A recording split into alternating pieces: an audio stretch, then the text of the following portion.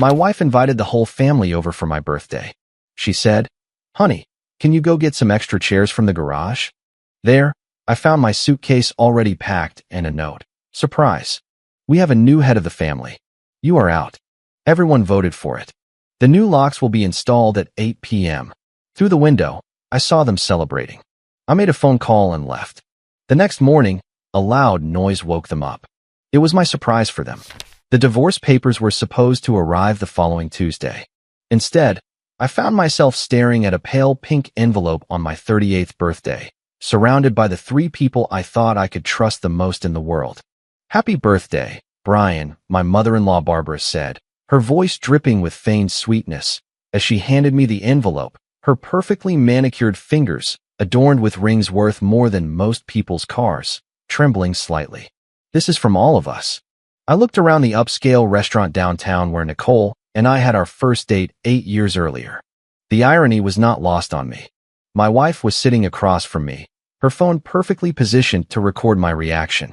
Her brother Scott was smirking next to her, adjusting his expensive watch as if he were timing something. "What is this?" I asked, although I already knew.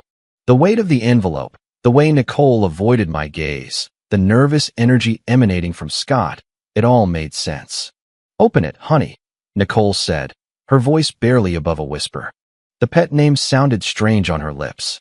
When was the last time she had called me that? 6 months ago, a year ago.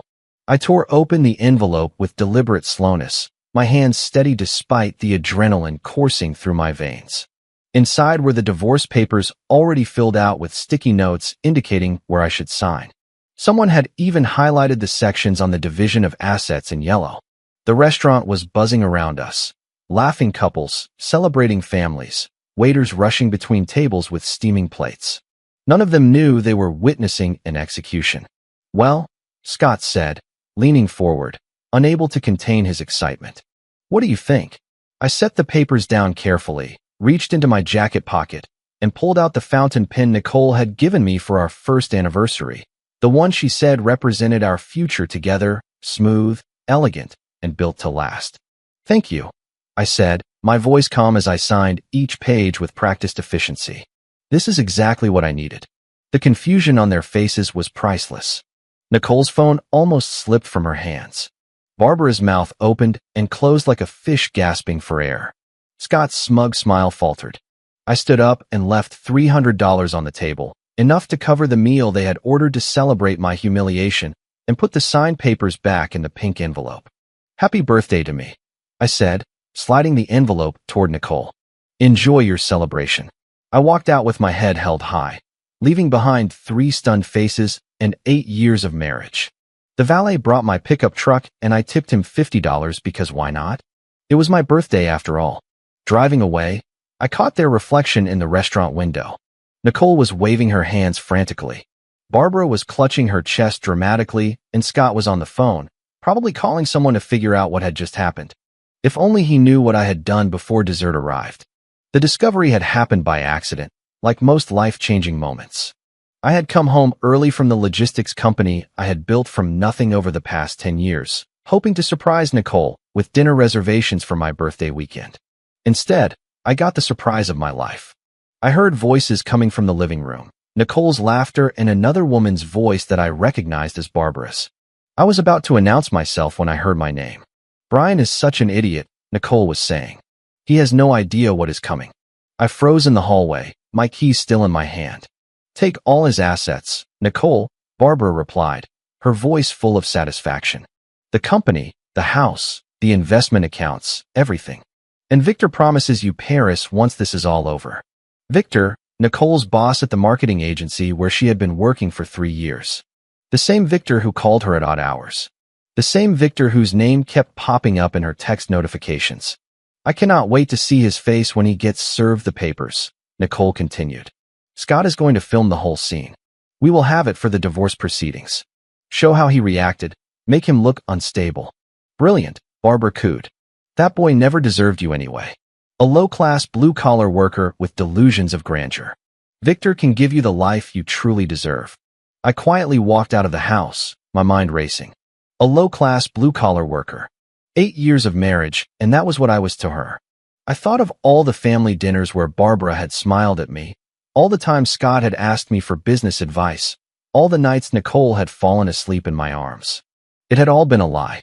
I went to O'Malley's, a dive bar on the south side of town where my old army buddy, Darius, had been bartending for 5 years. The place smelled of stale beer and broken dreams, which perfectly suited my mood.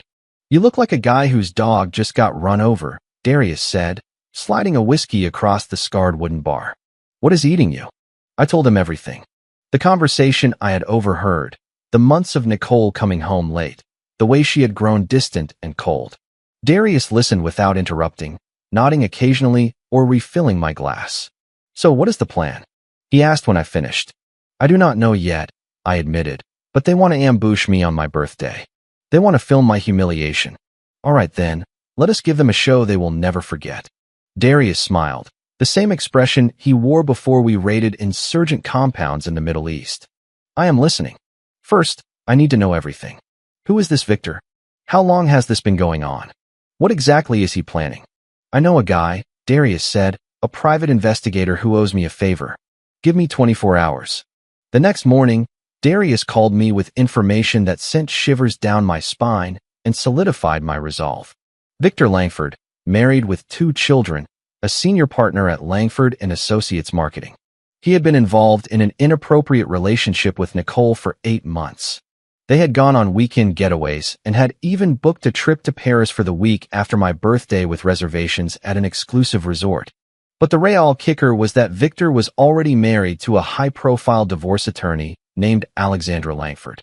The same Alexandra Langford who had made headlines last year for taking a cheating tech executive to the cleaners in what the papers called the divorce of the decade. "There is more," Darius said. "Your mother-in-law has been feeding them information about your company. Bank statements, investment accounts, property deeds. She photographed everything when she came to visit. How is that possible?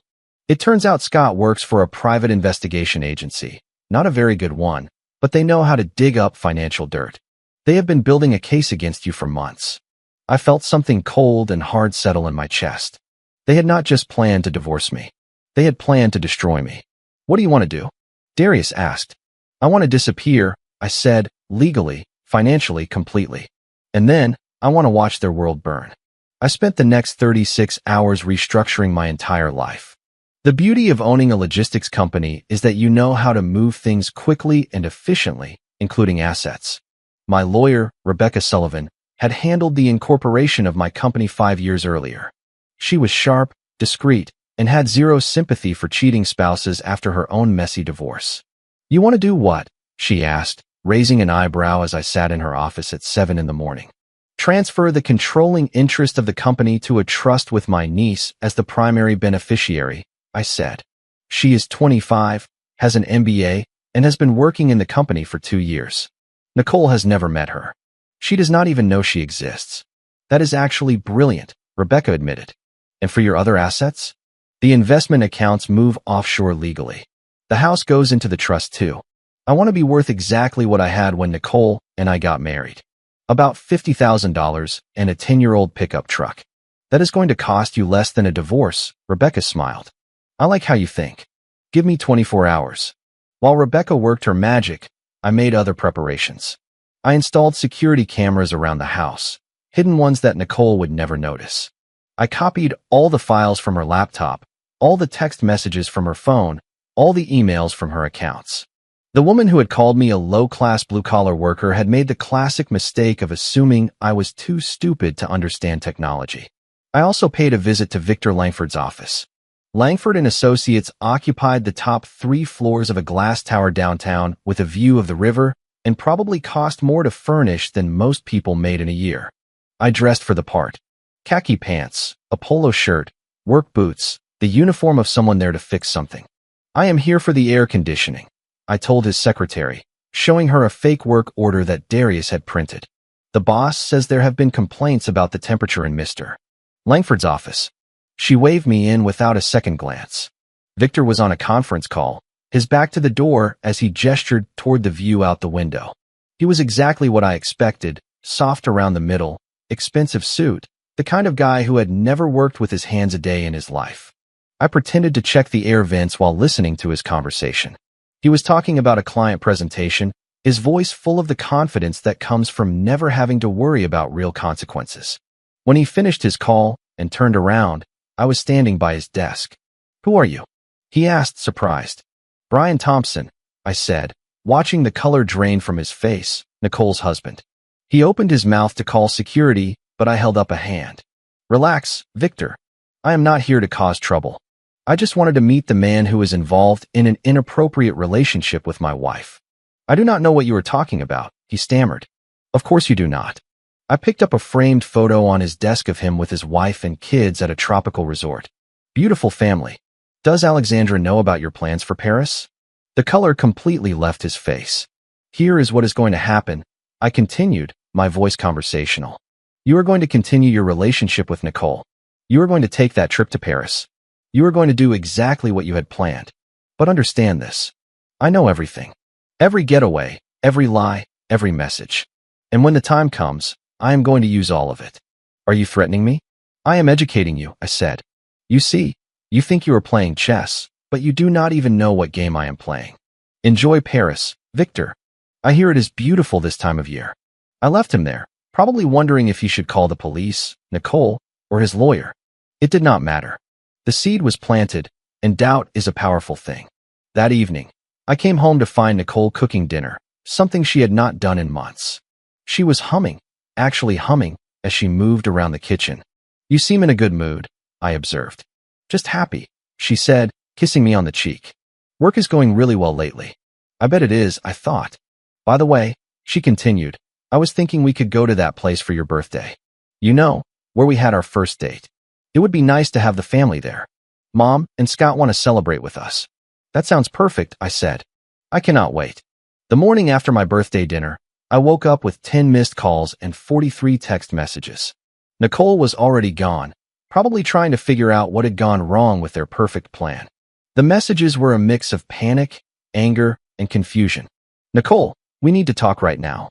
"Scott, what was that?" "Call me." "Barbara, Brian, this is unacceptable. You cannot just sign the papers and leave like that." "Nicole again, you are acting childish. We can fix this." And then around 3 in the morning, "I know you are getting these messages. Stop ignoring me." I deleted all of them and went to work. My logistics company, Thompson Distribution, operated out of a warehouse complex on the industrial side of town. 47 employees, contracts with major Midwestern retailers, and a reputation for delivering things on time and intact. My assistant Lisa looked surprised when I arrived early. "You are early for a birthday, boy," she said. "How was dinner last night?" "Enlightening," I replied. "Is my niece here yet?" "Emily?" "Yes. She is in her office reviewing the quarterly reports." Emily Thompson was my brother's daughter.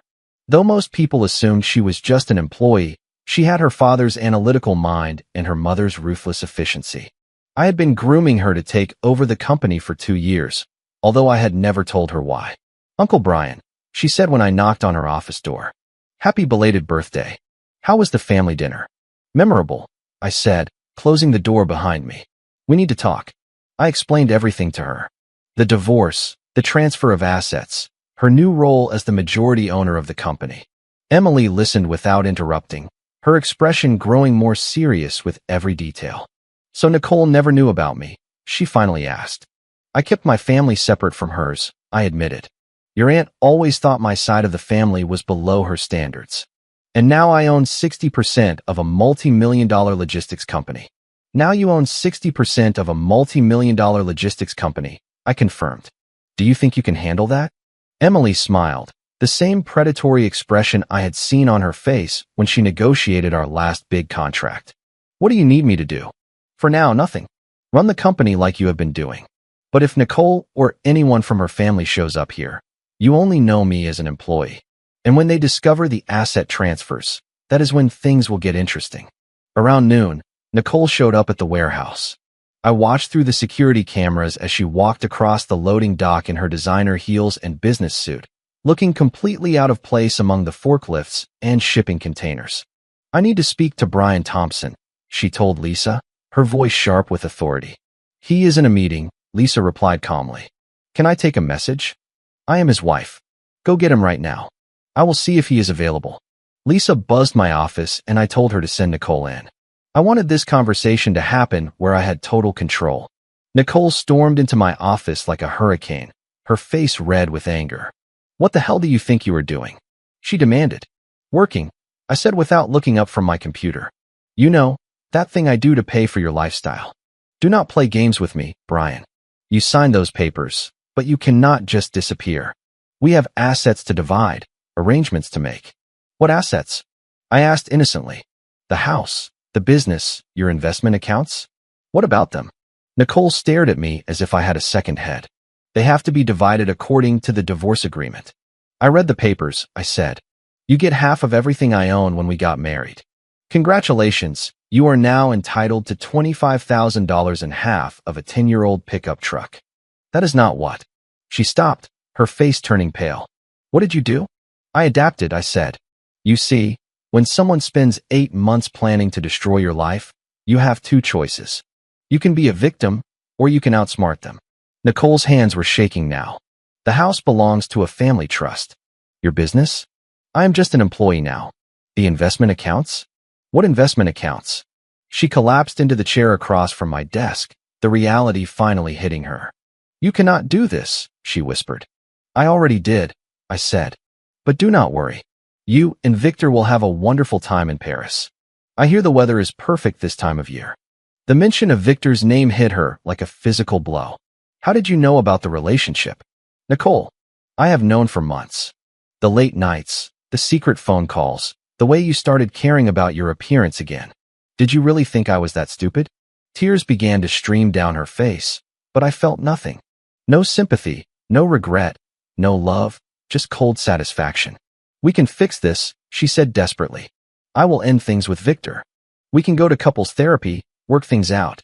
"No," I said simply, "we cannot. You made your choice 8 months ago. You just did not expect me to make mine." "Brian, please, the papers are signed." "Nicole, you got exactly what you asked for. Now get out of my office." She left sobbing, her carefully planned ambush having failed spectacularly.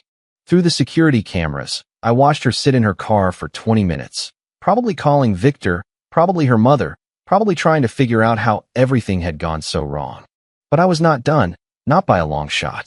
Over the following week, I watched Nicole's world begin to crumble with the same detached interest I had once reserved for tracking shipments across the country. The first crack appeared when she tried to access our joint savings account and discovered it had been closed. Then she learned that the house was no longer in our names.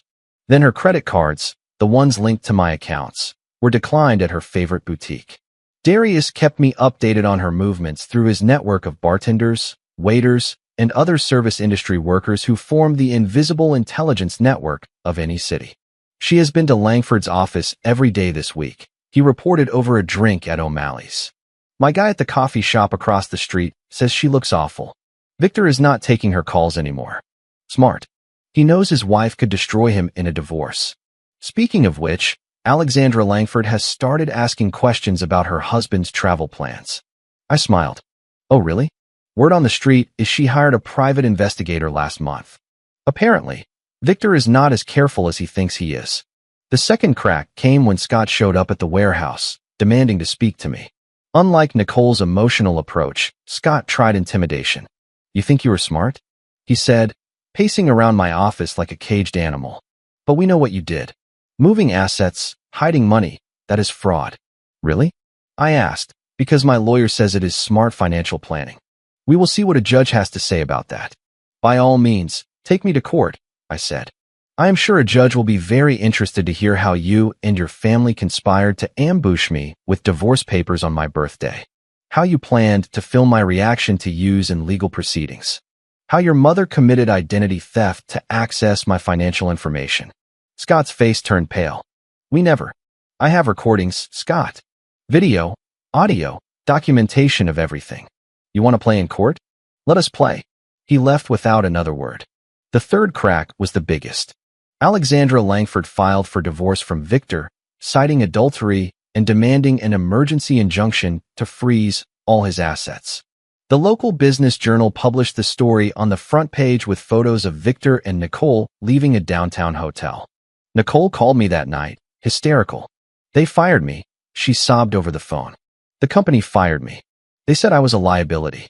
I am sorry to hear that, I said, although I was not sorry at all. Victor will not answer my calls anymore. His wife is threatening to sue me for alienation of affection. Brian, I need help. You need a lawyer, I said, a good one. They are expensive, though. I do not have any money for a lawyer. You took everything. I took what was mine, I corrected. You wanted a divorce, Nicole? This is what a divorce looks like. I made a mistake, she whispered. I know that now. Can we not? I hung up on her. But Nicole's family was not ready to give up. Barbara had spent 60 years getting what she wanted through manipulation, guilt, and social pressure. She was not going to let her daughter's meal ticket disappear without a fight. She showed up at my apartment, the modest two-bedroom place I had rented after leaving the house, wearing her finest jewelry and carrying herself like visiting royalty. Brian, she said when I opened the door, we need to talk. No, we do not, I replied, starting to close the door. She stuck her foot in the jamb, her face twisted with desperation disguised as indignation.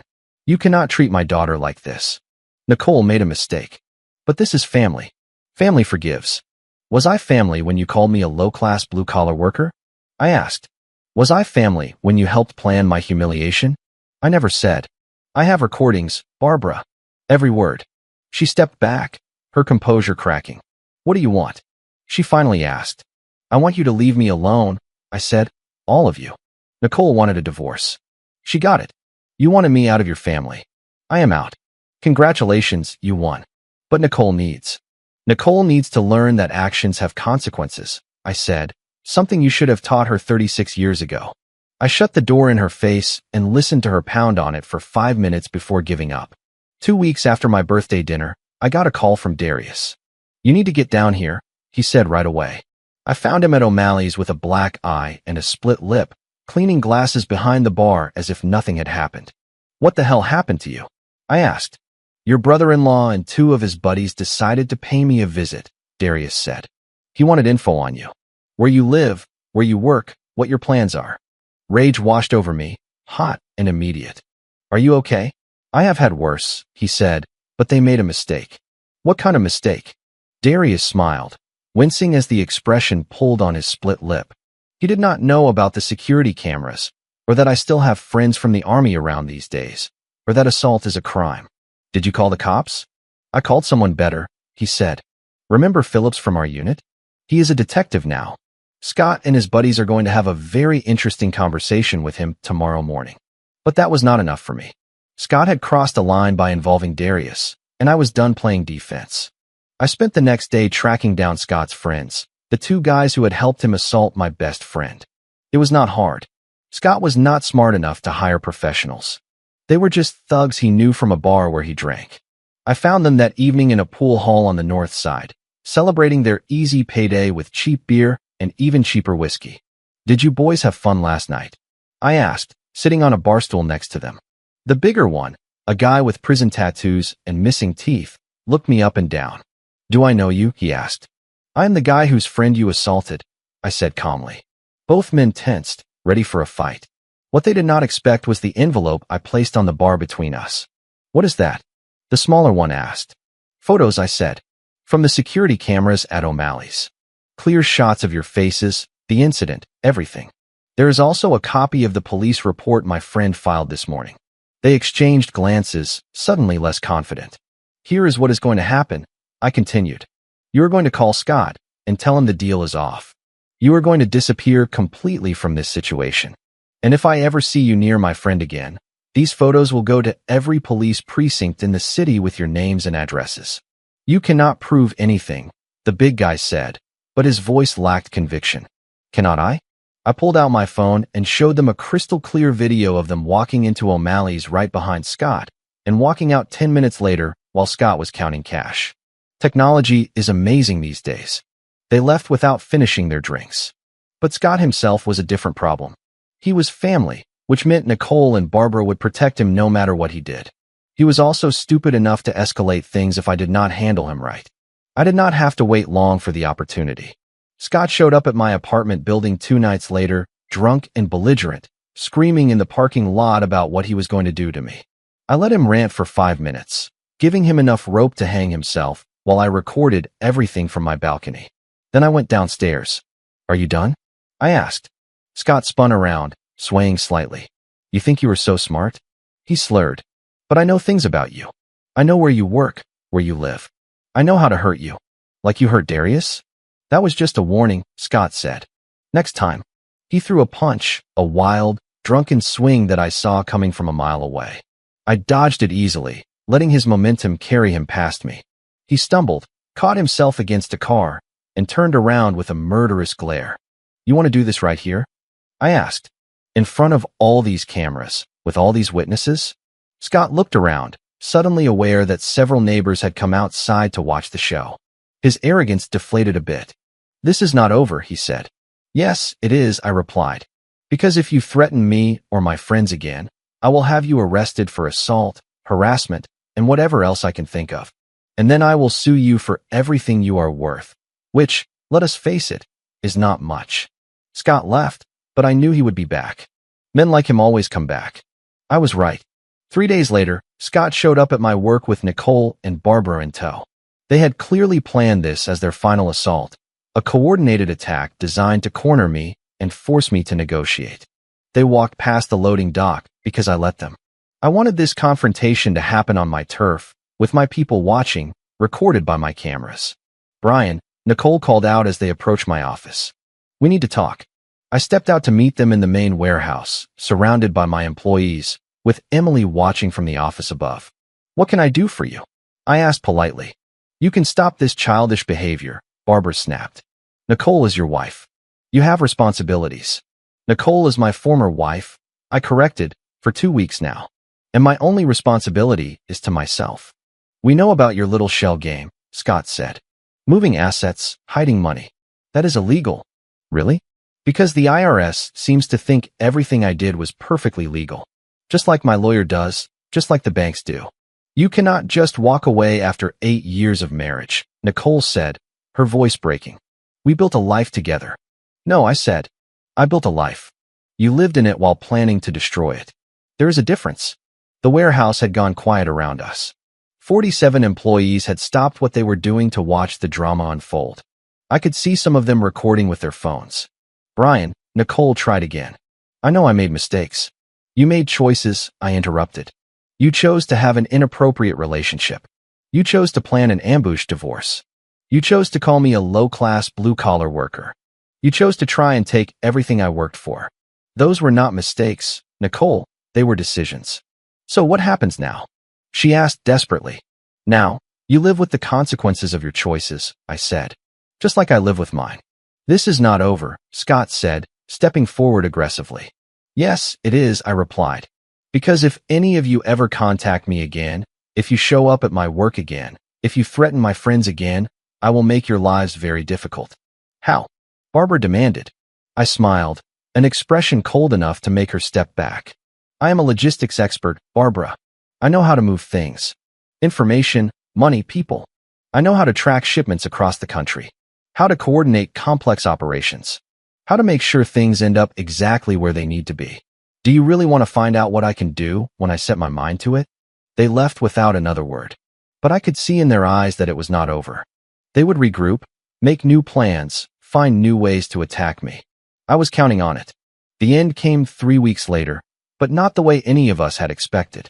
I was at O'Malley's with Darius, celebrating his recovery from the altercation Scott's friends had given him, when Alexandra Langford walked in. Victor's soon-to-be former wife was everything Nicole was not. Confident, self-assured, and absolutely ruthless. Mr. Thompson, she said as she approached our table. I am Alexandra Langford. I believe we have mutual interests to discuss. Darius raised an eyebrow, but said nothing as Alexandra sat down. I know about your situation with your former wife and my husband, she continued. I also know about their little getaway to Paris scheduled for next week. Congratulations on your divorce, I said carefully. Alexandra smiled, an expression as sharp as a blade. Thank you. Victor is going to lose everything. Of course, the house, the firm, custody of the kids. I am very good at what I do. I am sure you are. But I have a proposal for you, she said, something that could benefit us both. She slid a manila envelope across the table. Inside were photographs, bank statements, hotel receipts, and a detailed timeline of Victor and Nicole's involvement. I have been documenting my husband's infidelity for months, Alexandra explained. I have enough evidence to destroy him in court, but I want more than just a favorable divorce settlement. What do you want? I want him to suffer, she said simply. I want him to understand what it feels like to lose everything he has worked for. And I think you want the same thing for your former wife. She was right, of course, but I was curious about her angle. What are you proposing? Victor and Nicole leave for Paris tomorrow night, Alexandra said. They think they are finally free to be together, to start their new life.